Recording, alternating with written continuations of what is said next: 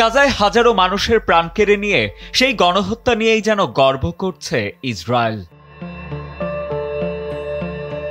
সম্প্রতি ইসরায়েলের তেল আবিবে অনুষ্ঠিত এক অস্ত্র প্রদর্শনীতে গাজায় ড্রোন হামলার দৃশ্যকে অস্ত্র বিক্রির পায়তারা করছে মধ্যপ্রাচ্যের এই দেশটি।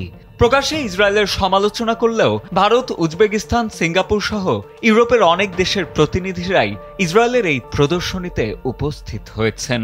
অথচ এই দেশগুলোর অনেকেই ইসরায়েলের সমালোচনা করে থাকে। তাদের এই অংশগ্রহণ বিশ্বকে দেখিয়ে দিল নিন্দা জানানো আর অস্ত্র কেনা দুটোই চলছে পুরো দমে।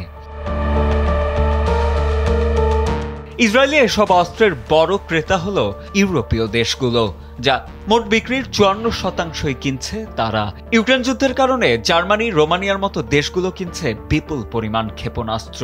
এমনকি এই তালিকায় আছে গ্রিসও, যারা ফিলিস্তিনিদের কাছাকাছি ছিল। তারাও নিজেদের সুরক্ষার অজুহাতে ইসরায়েলের কাছ থেকে $750 মিলিয়ন সামরিক সরঞ্জাম কিনছে।